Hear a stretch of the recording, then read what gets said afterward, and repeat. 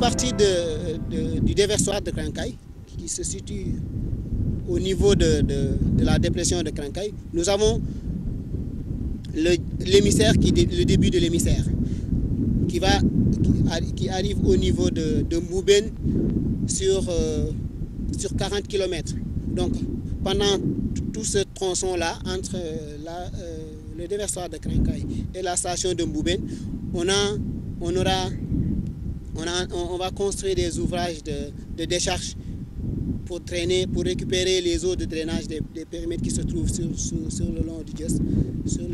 Donc, il va servir carrément de point de zone de collecte des eaux de drainage tout au long du Djess.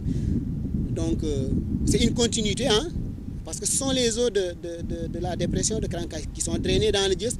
En plus de ces eaux-là, il y a les eaux de drainage des parcelles qui se trouvent le long du Djess.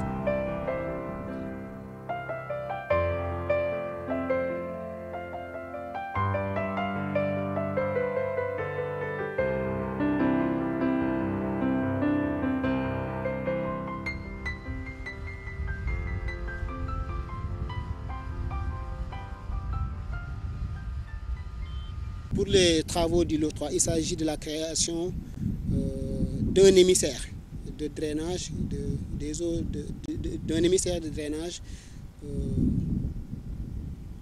des eaux d'irrigation. Il s'agira donc de transformer le Djess, qui est un marigot naturel, en émissaire de drainage.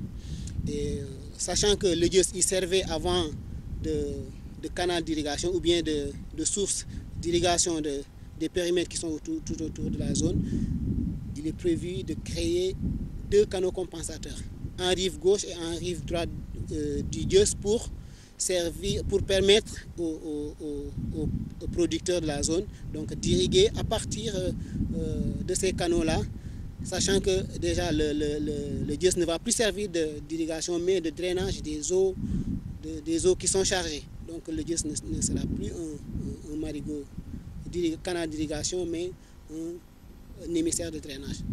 Pour les travaux de terrassement, les déblais et les remblais qui sont quand même à un niveau d'avancement qui est assez satisfaisant par rapport au délai, donc par rapport à la planification, on peut dire qu'on est dans les délais.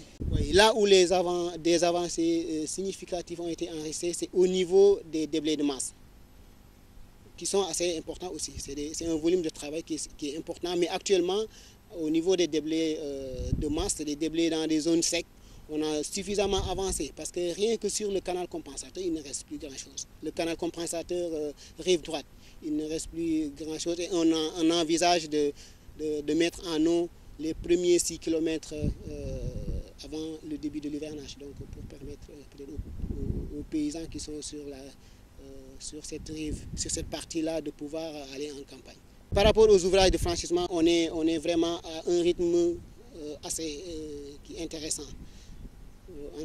L'entreprise est à un niveau d'exécution de 47% pour ces ouvrages-là, malgré qu'on a quelques ouvrages supplémentaires à ajouter aux ouvrages qui étaient prévus dans le marché. On est vraiment dans les délais.